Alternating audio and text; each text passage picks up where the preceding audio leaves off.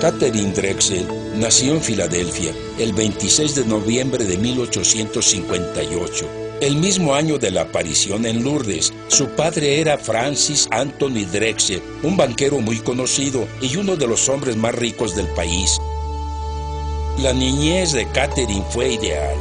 Junto con sus hermanos le fue dada una educación de primera en idiomas, literatura, filosofía, música y pintura.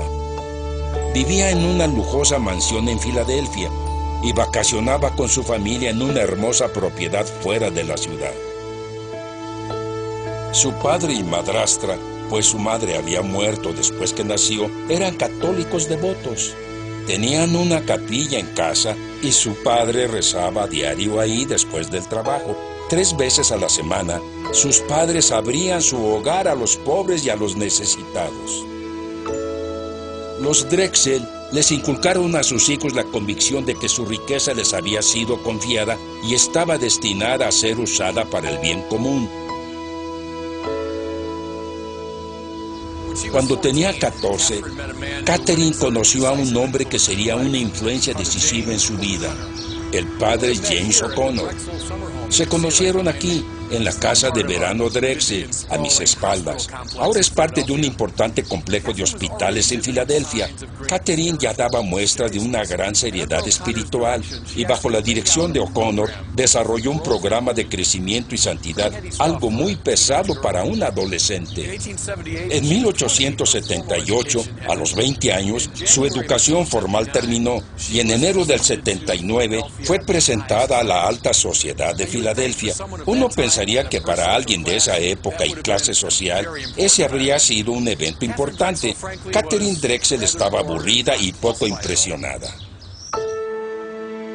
Poco después, y a unos cuantos meses, el amado padre de Catherine y su madrastra murieron, y ella heredó una gran fortuna monetaria. Cada una de sus hermanas recibió 4 millones de la herencia de su padre, algo así como 400 millones de dólares en nuestros días. Pero Catherine estaba intranquila, no sabía qué hacer con el dinero o qué hacer con su vida.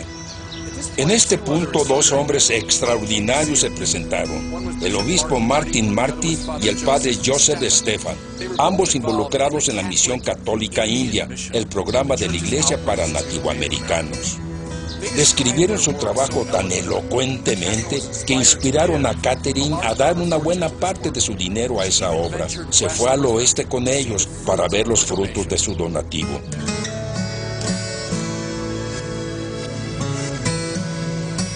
La primera conexión con el trabajo de los misioneros con nativoamericanos coincidió con un periodo de descontento interior. Después de la muerte de sus padres, la salud de Catherine empeoró y sufrió un periodo de ansiedad e indecisión. Ella luchaba por encontrar su propósito en la vida.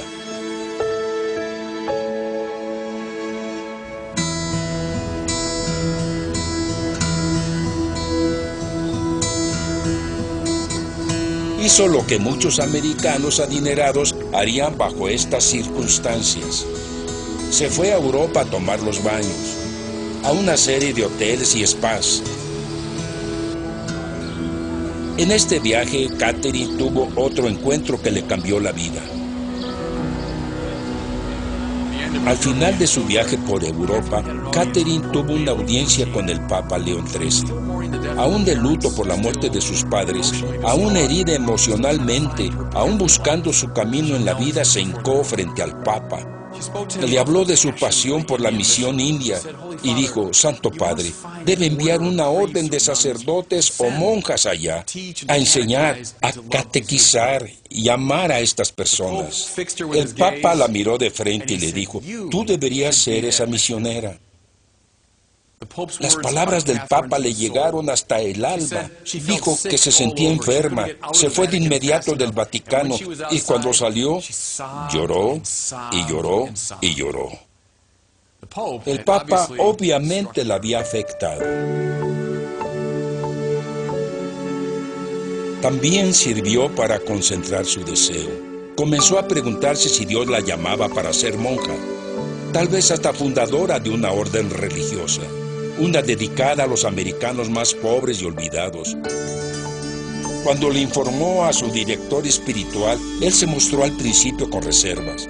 ¿Cómo esta aristócrata de buena cuna, acostumbrada a los mejores lujos, aceptaría la disciplina de la vida religiosa? Pero con el tiempo se convenció y Catherine entró al noviciado de las Hermanas de la Misericordia de Pittsburgh en 1889. 2 años después hizo su profesión final como la primer miembro de las Hermanas del Santísimo Sacramento para indios y personas de color.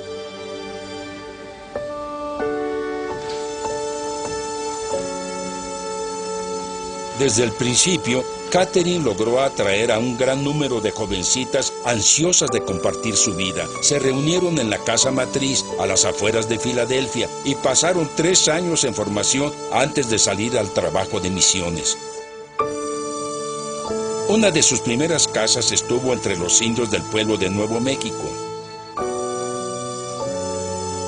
Después pusieron una escuela para afroamericanos en el río James de Virginia. Tal vez la fundación más importante de la Madre Drexel fue la siguiente: la Universidad Xavier en Nueva Orleans, como un centro de estudios avanzados para personas de color, un lugar y propósitos nunca antes vistos en su época. ¿De dónde venía el dinero para todos los trabajos y misiones? Del fideicomiso de Catherine, el dinero que le dio su padre. Catherine dio y dio y dio hasta que no hubo más que dar, entregándose a sí misma por completo a su misión. ¿Esto es justicia? Es mucho más que eso. ¿Era justicia extraordinaria? Mucho más que eso. Era una justicia elevada, transfigurada, luminiscente por su grandeza. Cristo había tomado la vida de Catherine Drexel, que se convirtió en un ícono viviente de su presencia. En eso es que consiste su santidad. Por muchos años, Catherine dirigió el trabajo de su comunidad.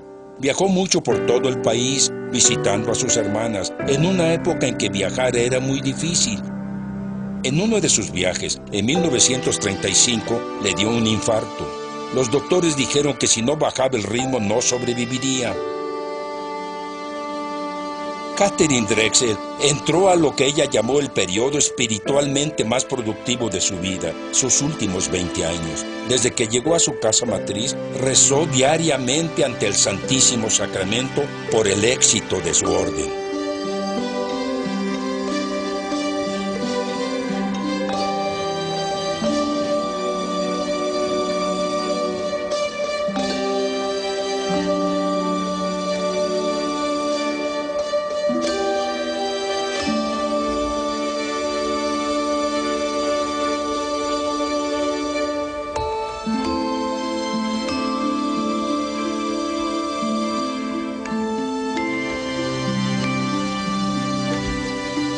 La madre Drexel murió el 3 de marzo de 1955, pero su trabajo continúa. Su espíritu vive en su comunidad y su trabajo en todo el mundo, con este espíritu de justicia elevada y transfigurada.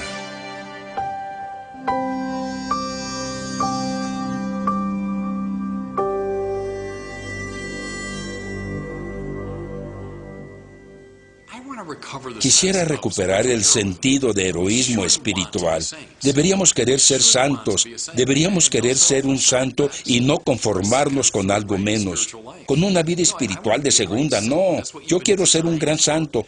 Para eso estás diseñado. Y de hecho todos nosotros, como afirma Yves Lenoir, todos al llegar al cielo, si llegamos, seremos santos, porque solo los santos llegan al cielo. Tal vez sea un largo proceso de purificación en esta vida y en la siguiente. Pero cuando llegues al cielo, de verdad serás santo. Todos aspiramos a serlo. Por eso le digo a la gente, es algo estupendo y algo bueno quererlo, y quererlo con todo el corazón. No como querer ser el más famoso del mundo. Eso es estúpido. Quiero ser el más rico del mundo. Ese es un desperdicio. Pero el querer ser un santo de corazón, adelante, es algo bueno que desear. Teresa de Lisieux.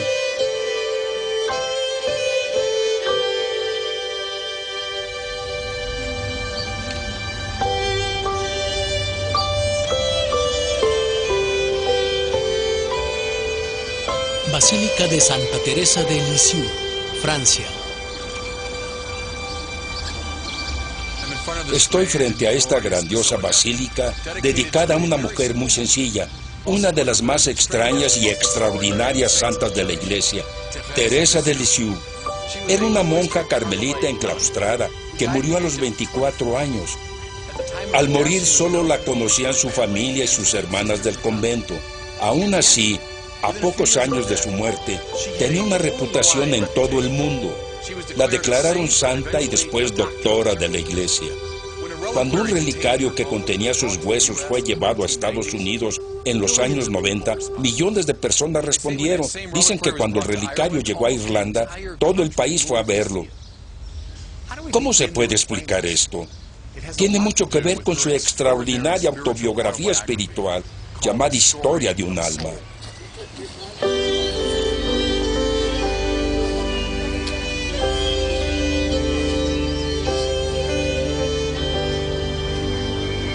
Hogar de la infancia de Teresa Martin. Confieso que cuando leí la Historia de un alma, no me gustó demasiado.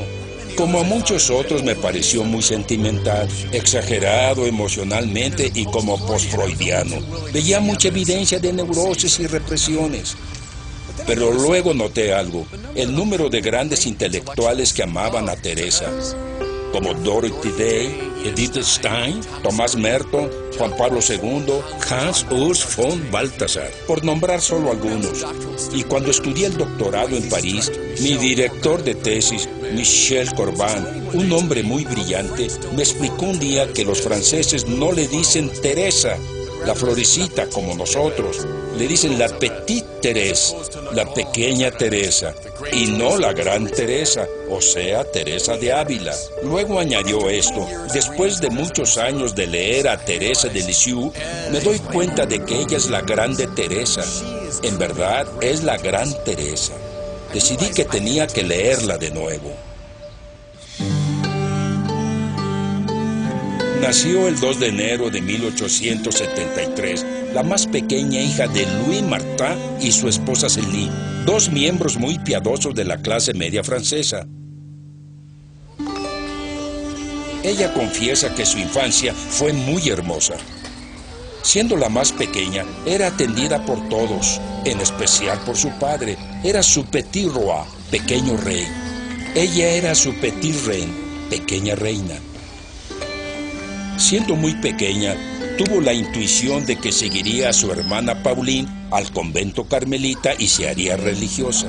Jamás dudó de dicha resolución. Su felicidad infantil llegó a un abrupto fin con la muerte de su madre en 1877. Teresa apenas tenía 4 años. Después de eso se volvió recatada, malhumorada, como ella misma decía, sensible a un grado excesivo. Su tiempo en la escuela en esa época no fue agradable, ya que la molestaban sus compañeros. Por primera vez en su vida se sentía, como ella misma lo pone, calificada como inferior. El efecto de la muerte de su madre sobre Teresa se manifestó cuando Pauline, su hermana mayor y madre sustituta, decidió entrar al convento. Teresa experimentó una extraña enfermedad con síntomas físicos y psicológicos, algunos bastante perturbadores. Lloraba violentamente, sufría de dolores de cabeza, tenía ataques de temblores. Esta es la descripción de Teresa de esa época. Yo sentía terror por todo. Lo que la salvó fue una manifestación de la gracia. El 13 de mayo de 1883, Teresa estaba aquí en su cama, completamente debilitada física y psicológicamente, incapaz de atenderse. Y luego notó la estatua de nuestra Santa Madre. Ya llevaba tiempo en el cuarto, pero era como si la notara por primera vez. Dijo que le impresionó la gran belleza de la estatua, y en especial la sonrisa de la Virgen María. Cuando notó la sonrisa de nuestra Santa Madre, todos sus síntomas físicos y psicológicos la dejaron. Ella se curó. ¿Cómo explicar este incidente? Puede ser de diferentes maneras, pero Teresa lo vio como una manifestación de la gracia de Dios, su amor incondicional. Cuando tuvo la edad, se convirtió en una de las grandes doctoras de la gracia en nuestra tradición. Sí, cooperamos con el amor de Dios, pero al final el principio y fin de la vida espiritual es la gracia. El siguiente gran paso en el viaje espiritual de Teresa fue nuevamente un asunto pequeño y privado, nada que un biógrafo convencional mencionaría. Ocurrió en Navidad. Era una costumbre de la familia Martán que en la mañana de Navidad, después de la misa de medianoche, los niños venían a casa y tomaban de sus zapatos, que estaban dispuestos al lado de la chimenea, unos regalos que sus padres habían puesto ahí. A ella le encantaba este ritual, sobre todo la participación de su padre, pero esa Navidad de 1886, Teresa subió a las escaleras y cuando suponían que ya no escuchaba, oyó que su padre decía: "Esta es la última vez". Ese comentario le habría roto el corazón y se habría disuelto en lágrimas, pero sucedió otra cosa. En ese cumpleaños de Jesús se dio cuenta de que Jesús había invadido su corazón. Así que reprimió esos sentimientos, bajó las escaleras y con entusiasmo sincero participó en ese ritual familiar. ¿Qué notamos en esta sencilla escena? Vemos la invasión de la gracia. Teresa se dio cuenta de que su vida debía ser determinada por el amor de Jesús. Al ocurrir este evento, el deseo de ser una carmelita que tenía desde la infancia se convirtió en una importante preocupación. Tras convencer a su padre de que esto era lo correcto, se enfrentó con extraordinario valor a una serie de obispos eclesiásticos que se oponían y decían que era muy joven. Ciudad del Vaticano, Roma. Pero ella resolvió llevarle el caso a la corte más alta. Se unió a unos peregrinos que iban a Roma, esperando presentar su petición al Papa León XIII. El 20 de noviembre de 1887, Teresa tuvo su audiencia, aunque le pidieron que no le dijera al Papa. Ella dijo: "Padre Santo, en honor a su jubileo, permítame entrar al Carmelo a los 15 años. El Papa sonrió y le dijo que hiciera lo que sus superiores le ordenaban, pero ella insistió: "Oh Santo Padre, si tú dices que sí, todos accederán". El Papa respondió: "Vete, vete, entrarás si Dios lo quiere". En ese punto, mientras lloraba, fue arrastrada de ahí por 2 guardias papales.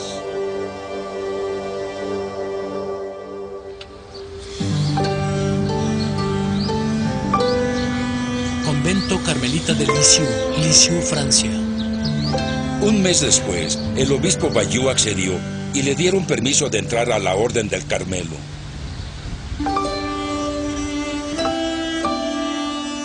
Los próximos 9 años hasta su muerte, a los 24, Teresa nunca dejó los muros del Carmelo de Lisieux, viviendo la vida simple de una religiosa carmelita. Pero durante esos años empezó a cultivar un camino espiritual al que llamó el Caminito. No era el camino de sus grandes antecesores carmelitas, Teresa de Ávila y Juan de la Cruz, ni el de atletas espirituales, sino un camino que cualquier simple creyente siguiera. Tenía mucho que ver con la niñez espiritual, convertirse en un niño pequeño de Dios Padre, dependiente, esperanzado, listo para recibir obsequios. Ella escribe: "En Historia de un alma, Jesús se dignó a mostrarme el camino a este horno divino. Y este camino es entregar al niño pequeño que duerme sin miedo en brazos de su padre". Implicaba la voluntad de hacer cosas simples y ordinarias solo por amor. Pequeños actos de amabilidad, pequeños sacrificios aceptados con gracia.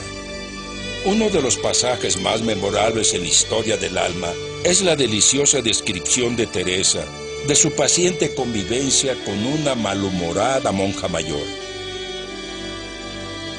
En el corazón del pequeño camino está la prudencia de saber que en cualquier situación lo que se necesita es amor, desear el bien del otro como otro. Al final de su vida, Teresa experimentó el intenso deseo de hacer todo lo que las grandes figuras de la Iglesia habían hecho. Dijo que quería ser sacerdote, mártir, misionera, evangelista y doctora. Luego pensó, ¿cómo podría hacer todas esas cosas en mi pequeño monasterio en el Carmelo? Luego leyó la primera carta de Pablo a los Corintios y le encantó ese magnífico pasaje en el que Pablo habla del camino más excelente, el del amor. Teresa se dio cuenta de inmediato que el amor era la forma de todas las virtudes. El amor había hecho la vida de los santos posible. El amor era lo que mantenía el trabajo del sacerdote, misionero, evangelista, doctor. Así que dijo, Jesús, mi amor, encontré mi vocación. Yo seré el amor en el corazón de la Iglesia. Ese es el caminito.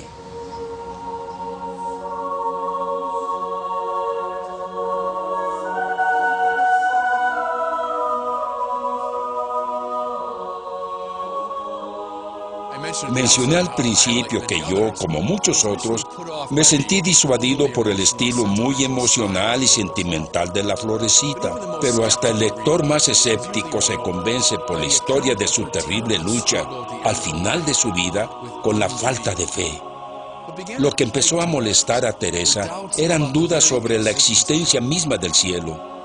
Como Hamlet, empezó a preguntarse si algo seguía el sueño de la muerte. Y no era un problema pasajero de escrupulosidad, sino que duró hasta casi el final de su vida. Escribió, esta prueba no duraría un tiempo de días o semanas, no se extinguiría hasta la hora puesta por Dios mismo, y esa hora no ha llegado. Lo escribió unas semanas antes de morir. Lo extraordinario es cómo interpretó esta lucha. Como participante del dolor de tantos de sus contemporáneos que ya no creían en Dios. Escribió durante los gozosos días de Pascua, Jesús me hizo sentir que hay almas que no tienen fe. Le permitió a mi alma ser invadida por la oscuridad más densa.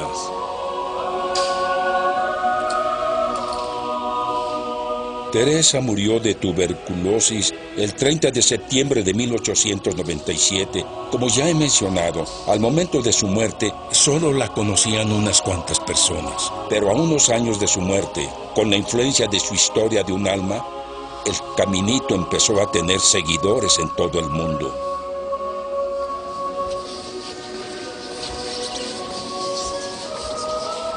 Basílica de Santa Teresa de Lisieux, Francia. Hablé de la santidad de Catherine Drexel como una justicia elevada. La santidad de Teresa puede caracterizarse como una prudencia transfigurada. La prudencia es una especie de sabiduría moral. El caminito es prudencia elevada y transfigurada por la radicalidad del amor de Cristo.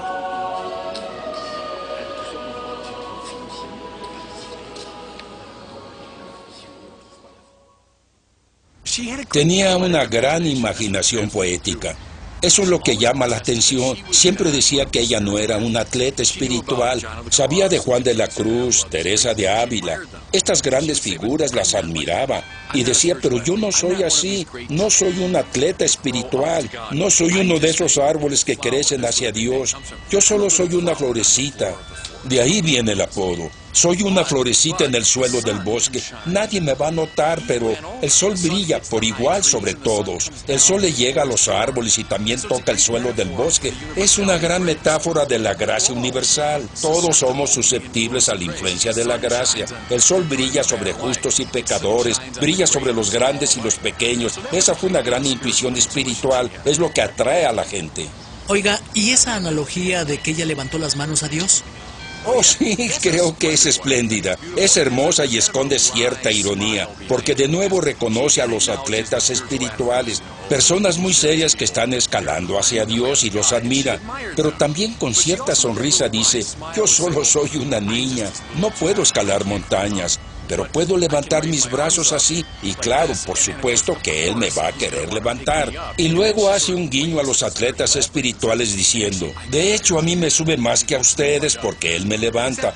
Esa percepción es la que las personas encuentran muy atractiva.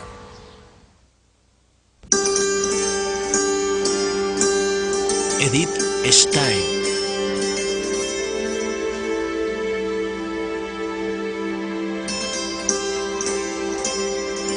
Edith Stein nació el 12 de octubre de 1891 en Breslau, un pueblo que ahora se encuentra dentro de lo que es Polonia, pero que entonces era parte del Imperio Germánico. Era la séptima y más pequeña hija de piadosos judíos. Como Teresa de Lisieux, era atendida por sus padres. Como ella lo ponía, era una especie de princesa de cuento o muñeca de porcelana. Uno de sus primeros recuerdos era de sí misma, de pie ante una gran puerta blanca, golpeándola con los puños cerrados, porque quería estar del otro lado. Esa determinación la acompañaría toda su vida. Su padre murió repentinamente cuando Edith era muy joven y se unió mucho con su madre. Frau Stein introdujo a su hija en las disciplinas y festividades judías y al mundo de la Biblia. Y su hermano mayor, Paul, le leía regularmente las grandes obras de la literatura alemana. Pero al pasar los años, su pasión por la palabra crecía mientras que su fe decaía. Para cuando era una adolescente, ella ya no creía en Dios. Como estudiante universitaria, se sentía fascinada por las obras de Edmund Husserl y su famosa y compleja escuela de la fenomenología. Quería estudiar con el maestro mismo y vino en 1913 a Gotinga, donde Husserl enseñaba. En poco tiempo lo conoció y entró al círculo de brillantes estudiantes que lo rodeaban. Trabajó mucho en su doctorado, dedicada al tema típicamente fenomenológico de la empatía o sentimiento compartido. Como muchos estudiantes de doctorado, Edith experimentó mucha tensión mientras cumplía el proyecto. Escribió, esta terrible lucha por obtener claridad ocurría sin cesar dentro de mí, quitándome el descanso día y noche. Poco a poco me llevó a un estado de auténtica desesperación. Sobrevivió a este periodo de lucha y logró su doctorado en 1915, apenas 2 años después de llegar a Gotinga. Después de terminar su trabajo, Husserl recibió un puesto en la Universidad de Friburgo, en Brisgovia, y el maestro le pidió a Edith que lo acompañara como su asistente. Regresó a su trabajo con Husserl, pero le parecía poco satisfactorio porque el maestro la trataba más o menos como a una secretaria. De hecho, a los amigos de Edith los escandalizaba que alguien con su gran intelecto tuviera que realizar tareas tan simples. En 1917, Edith llamó por cortesía a la viuda de Adolf Reinach, un viejo amigo de sus días en Gotinga, que había muerto en la guerra. Esperaba encontrar a la viuda devastada, pero en lugar de eso, la encontró triste, pero fundamentalmente en paz. Supo que la serenidad de esa mujer era producto de su fe cristiana. Escribió, fue mi primer encuentro con la cruz y el poder divino que otorga a aquellos que la cargan. Edith encontraba un nuevo y vibrante centro. Jesús estaba subiendo a su barca. Otro viraje importante ocurrió mientras Edith estaba en Frankfurt, caminando por la vieja ciudad. Ella y una amiga encontraron la catedral y entraron como turistas con la intención de admirar su arquitectura. Pero Edith vio a una mujer justo después de hacer compras, arrodillándose en silenciosa e intensa oración. Ella había visto gente rezando en la sinagoga, pero jamás de esa manera. Dijo, no podía olvidar eso. La conversión de Edith no fue como la de Pablo, rápida y dramática. Fue como la de Newman O la de Agustín, gradual, interior, acompañada de mucha lucha intelectual. Una noche estaba con unos amigos y quería buscar un libro para pasar el tiempo. Tomó del librero una copia de la autobiografía de Teresa de Ávila. Estuvo toda la noche leyéndola. A la mañana siguiente, dejó el libro y simplemente dijo, esa es la verdad. ¿Qué fue lo que la impresionó del libro? Es imposible saberlo. Cuando la interrogaron por ello, solo dijo, Secretum meo mihi. Ese es mi secreto. Creo que es justo decir que leer la autobiografía de Teresa fue un momento de unificación, la ocasión de que todas las hebras se unieran.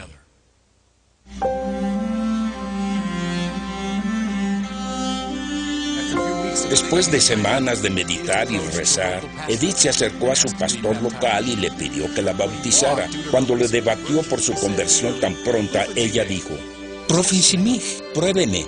Fue recibida en la iglesia el 1 de enero de 1922, coincidiendo con la festividad de la circuncisión, el primer derramamiento de la sangre de Cristo. Edith quería unirse de inmediato a las carmelitas, la orden de su heroína, pero su director le pidió que esperara. Ella se convirtió en profesora en una escuela de entrenamiento de maestros de sus hermanas dominicas. Con las dominicas, Edith empezó a vivir esencialmente una vida religiosa.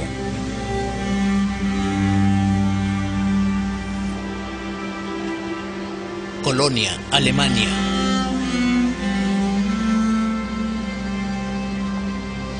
Su deseo por el Carmelo seguía allí, y en julio de 1933, Edith fue aceptada en el Carmelo, aquí en Colonia. Aunque tenía más edad que otras postulantes y novicias, tomó muy en serio la vida carmelita, como si hubiera nacido para ella.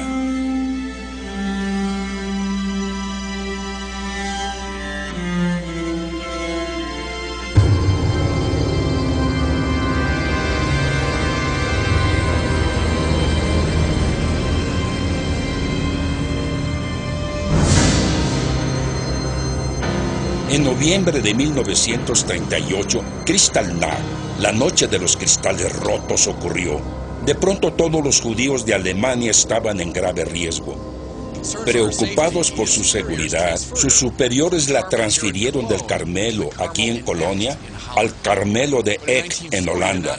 Pero para 1940, los nazis tomaron Holanda y el peligro que estaba sobre Edith aquí la volvía a amenazar.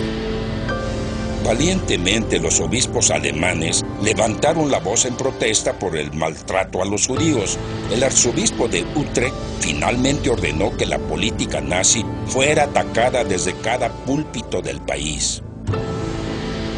Los nazis contraatacaron brutalmente, ordenando reunir a todos los judíos que se habían convertido al catolicismo. El domingo 2 de agosto de 1942, la Gestapo fue por Edith y su hermana, que se encontraban en el convento. Durante la confusión, Edith con calma dijo, «Ven, Rosa, vamos por nuestro pueblo».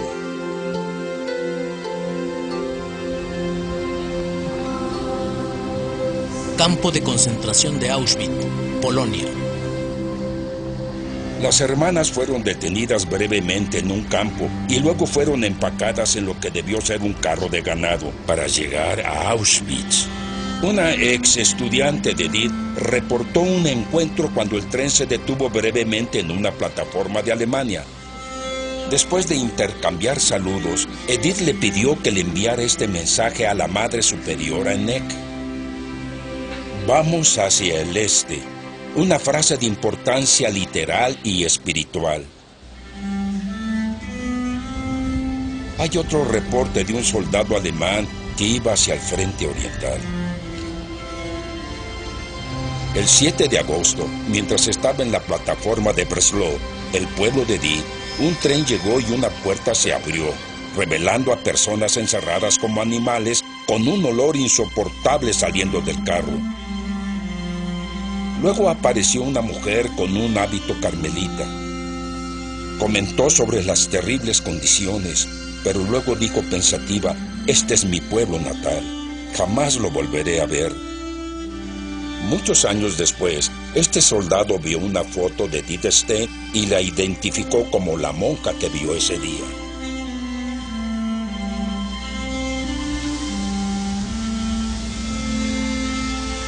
El 9 de agosto de 1942, Edith llegó aquí a Birkenau. Fue elegida inmediatamente para su ejecución y fue traída a esta cámara de gas. Se ven las ruinas aquí, detrás de mí. Aquí fue asesinada. Después su cuerpo fue cremado y sus cenizas lanzadas al viento.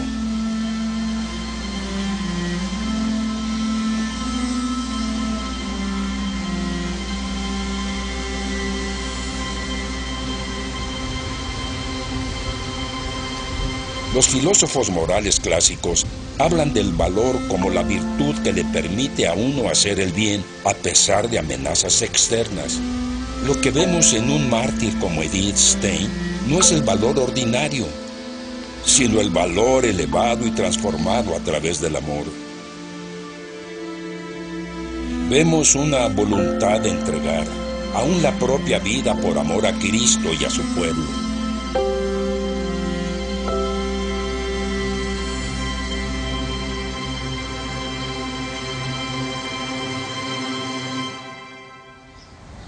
La hermana de Tomás de Aquino le preguntó una vez, ¿qué debo hacer para ser santa? Le dijo, quiérelo. Es una buena respuesta. Uno de los problemas es que aceptamos la mediocridad espiritual. ¿Yo? ¿Un santo? Ha habido tantos tipos diferentes de santos. Pecadores que se volvieron santos. Personas que estaban lejos de Dios y se hicieron santos. Parte de ello es quererlo. Es ir más allá de cierta mediocridad espiritual y decir, quiero ser una persona de virtud heroica. Quiero seguir a Cristo con todo mi corazón. Es el desearlo y dejar de jugar el juego de falsa humildad de no poder hacerlo, porque Dios puede hacer santo a quien quiera, pero hay que desearlo para cooperar con ello. Madre Teresa de Calcuta.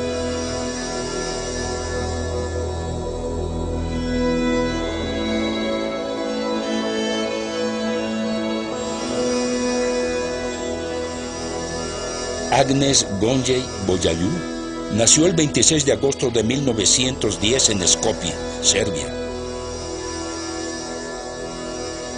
Cuando tenía 10 años, Agnes comenzó a sentir los principios de una vocación religiosa, aunque en ese momento de su vida jamás había visto a una monja. Agnes ingresó a los 18 años con las hermanas de Loreto, la rama irlandesa del Instituto de la Santa Virgen María, que tenía una fuerte presencia misionera en India. Durante su postulado, tomó el nombre de Hermana María Teresa del Niño Jesús por la recientemente canonizada Florecita.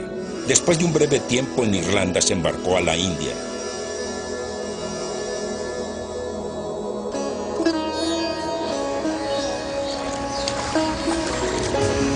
Calcuta, India.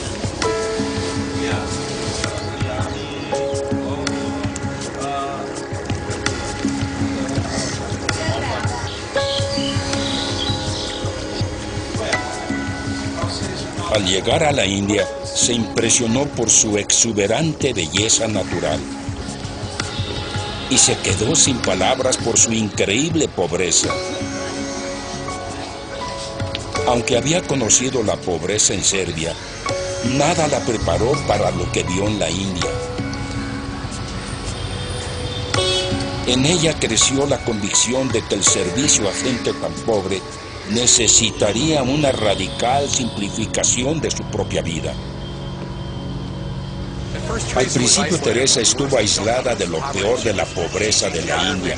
Enseñaba geografía e inglés tras los muros del colegio de Loreto, pero después empezó a enseñar en una escuela a algunas millas de ahí y se encontró de nuevo cara a cara con la terrible pobreza.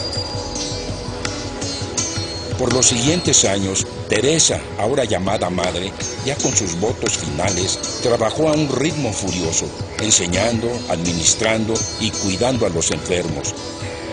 Su trabajo era tan arduo que experimentó una especie de colapso y fue enviada a Darjeeling, el lugar donde hizo su noviciado para recuperarse.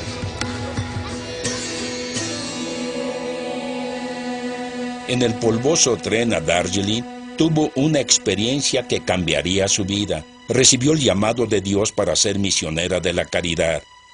El llamado a servir a los más pobres entre los pobres, para seguir a Jesús con un gran abandono. A esto le llamó el tesoro escondido para mí y lo comprendió como un llamado a apagar la sed de Jesús por almas. Cuando regresó a Calcuta, se entregó a la dirección espiritual del Padre Celeste Van Exem, un jesuita belga que sería una importante figura en su vida. Después de un año de oración y discernimiento, la Madre Teresa y el Padre Van Exem llevaron al arzobispo de Calcuta, Ferdinand Perier, la idea de fundar una nueva orden para servir a los más pobres entre los pobres. Siendo alguien sabio, Perier probó la vocación de la monja disponiendo toda clase de objeciones y bloqueos, y a pesar de su oposición, ella persistió, y la admiración del arzobispo por ella creció. Perier eventualmente consultó a expertos en derecho canónico para encontrar la manera de liberar a la Madre Teresa de sus votos con las hermanas de Loreto para fundar su propia comunidad. En abril de 1948 llegó la autorización de Roma y la Madre Teresa dijo: ¿ya puedo ir a los barrios pobres? En las primeras semanas y meses de su nueva vida, la Madre Teresa experimentó comprensibles momentos de soledad y desaliento, y el deseo de volver al relativo confort de Loreto, pero perseveró. Sabía que para servir a los más pobres de los pobres, debía vivir como ellos. Y luego ocurrió algo que ya casi esperamos en la vida de todos los santos. Cuando un trabajo es de Dios, las personas se acercan a él. Y muchos de los antiguos estudiantes de la Madre Teresa vinieron con ella aquí, a los arrabales de Calcuta. Se convirtieron en las primeras misioneras de la caridad. Rápidamente las convirtió en una comunidad religiosa, utilizando reglas que combinaban los elementos de tradiciones espirituales jesuitas y franciscanas. Le puso especial énfasis a la identificación con los más pobres de los pobres.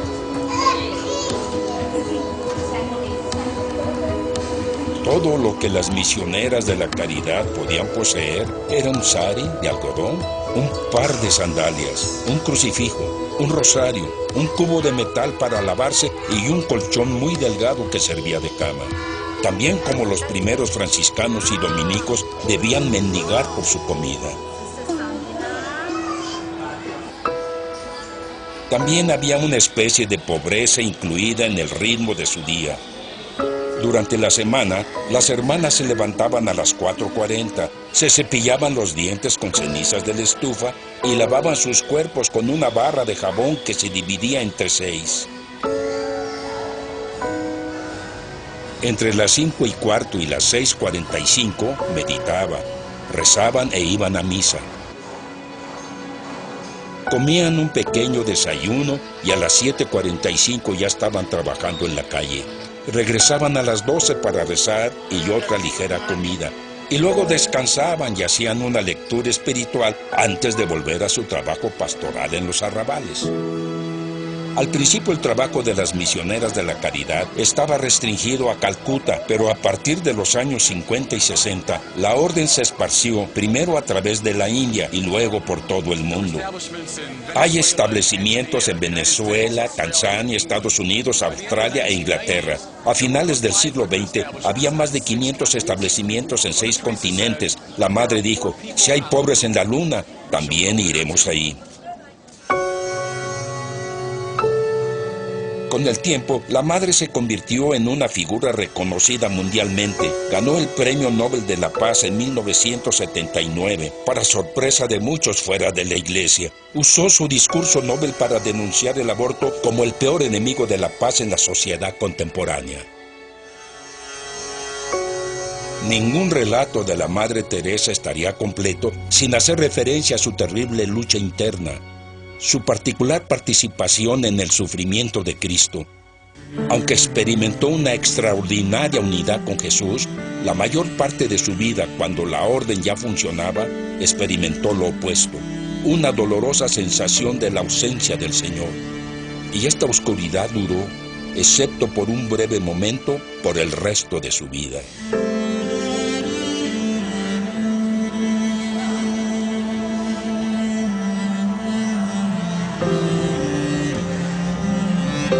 Misioneras de la Caridad, Casa Matriz. Este es un relato particularmente devastador de lo que sintió al soportar esta oscuridad. En mi alma siento ese terrible dolor de la pérdida. Habitación de la Madre Teresa. De que Dios no me quiere. De que Dios no es Dios. De que Dios no existe. Mi trabajo no me procura alegría, ni atracción, ni celo. Llegó a entender su sufrimiento, como compartir la pasión de Jesús, su propio sentimiento de abandono por el Padre. Al sentir la ausencia de Dios, la Madre Teresa compartió aún más el sufrimiento de aquellos a quienes quería servir. Y su experiencia le acercó, como lo vimos, aún más a su homónima Teresa de Lisieux, quien al final de su vida se encontró con los mismos problemas para creer en Dios y en la realidad del cielo. La Madre Teresa murió el 5 de septiembre de 1997, a la edad de 87 años. Cuando su cuerpo fue exhibido para ser visto, llevaba puesto el hábito de las misioneras de la caridad, pero se le presentó descalza, mostrando sus muy deteriorados pies. Para muchas personas, esos pies deformes hablaban elocuentemente de sus años de servicio, a nombre de los más pobres de los pobres. Los filósofos hablan de templanza, la virtud por la que controlamos nuestro deseo de comida, bebida y placer para cumplir lo que la justicia demanda. Lo que vemos en la Madre Teresa es una templanza elevada o transfigurada, una disciplina de los deseos que va más allá de los requerimientos de la justicia a fin de atender la demanda infinita del amor.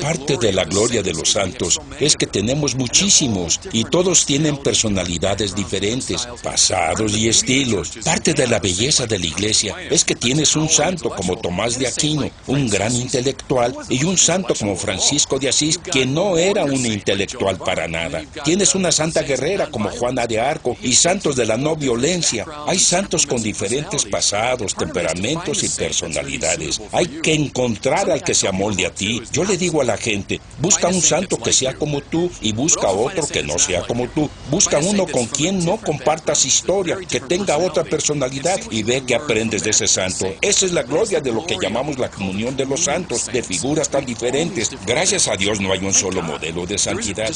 Hay muchas formas de ser santo y todos encontramos nuestro lugar.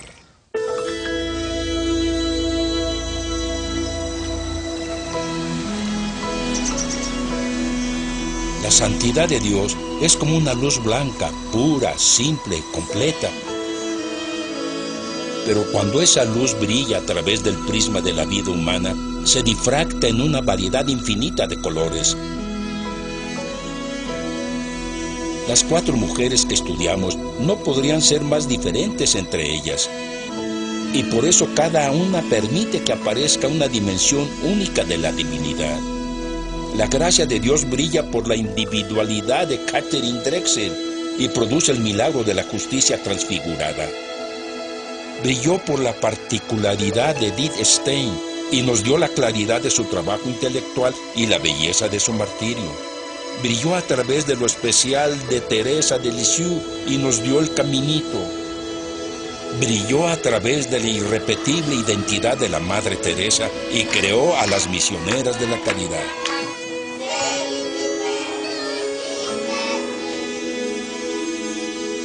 La Iglesia se enriquece en la variedad de sus santos porque necesita tal diversidad para representar la intensidad infinita de la bondad de Dios.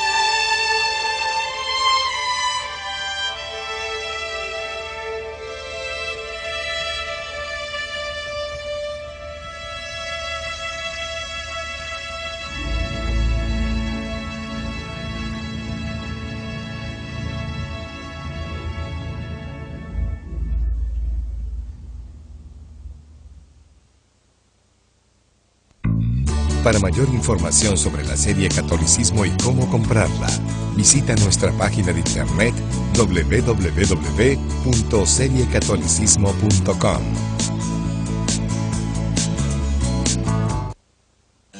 Conozca la apasionante historia de la primera mexicana en ser elevada a los altares, fundadora de la Congregación de las Hijas del Sagrado Corazón, dedicadas a la noble tarea de atender a los enfermos.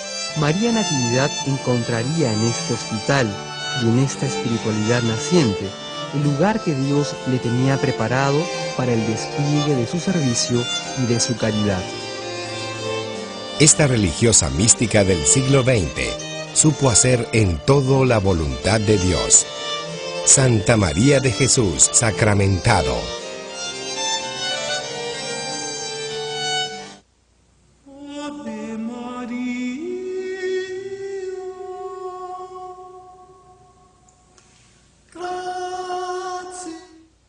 Ángel de la guarda, dulce compañía, no me desampares ni de noche ni de día, no me dejes solo porque yo sin ti me perdería.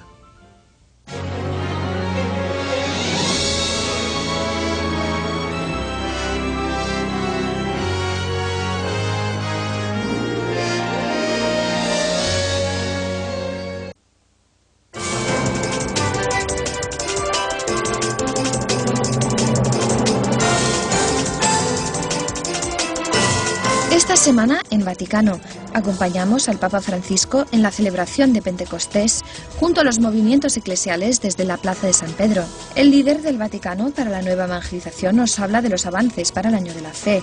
Estos católicos llegan a Roma para definir las nuevas realidades de la vida consagrada. Esta artista nos habla de la evangelización a través de la belleza y además los seminaristas y sacerdotes estadounidenses ganan por segundo año consecutivo la Copa de Fútbol del Vaticano. Todo esto a continuación en Vaticano.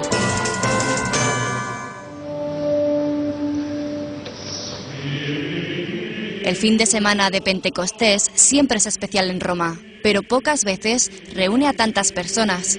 Esta multitud asistió a la misa en San Pedro el día en que la Iglesia celebra la venida del Espíritu Santo. Fue una celebración inolvidable para los movimientos católicos que participan en el Año de la Fe. 200.000 personas escucharon al Papa Francisco en su reflexión sobre la novedad, la armonía y la misión de la Iglesia, que nace del Espíritu Santo.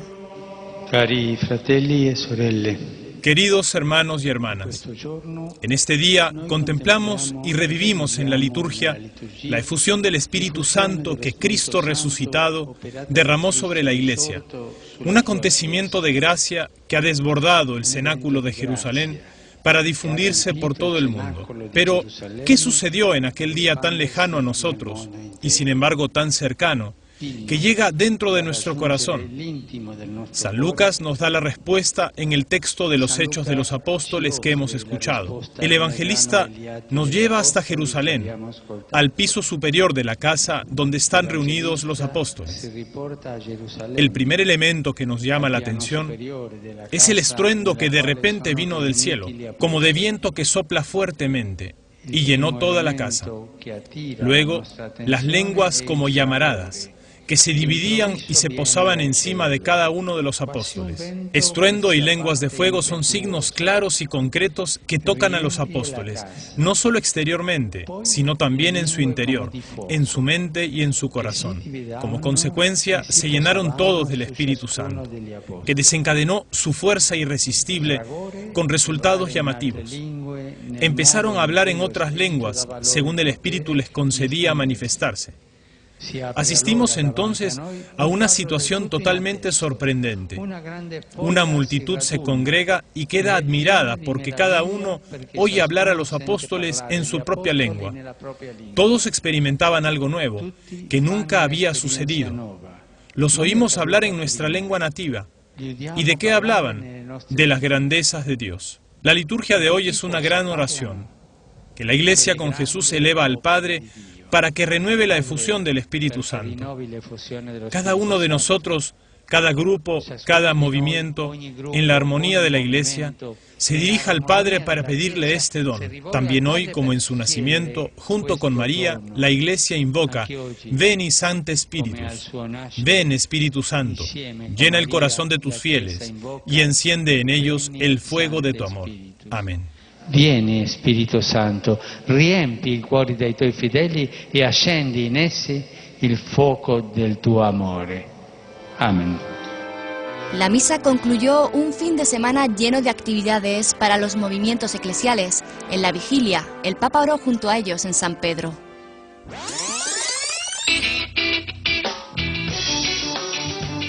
Estas son las primeras 120.000 personas que se registraron para participar en la vigilia de oración del 18 de mayo, la noche antes del domingo de Pentecostés.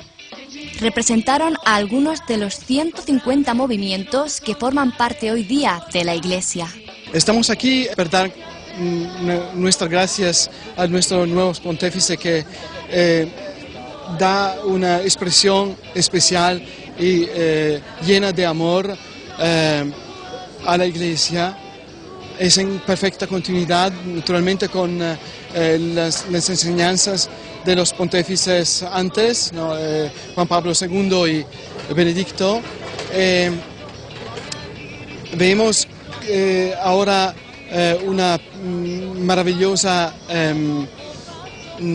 experiencia que podemos hacer con él, empezando de ahora. Es nuestro nuevo Papa y somos aquí por conocerlo personalmente. Para nosotros es importante estar aquí porque Pentecostés es parte de nuestra identidad espiritual. Además, hoy es hermoso porque lo que Juan Pablo II nos mostró a través de la Christi Fidelis Laicis va a cumplirse, que es estar todos juntos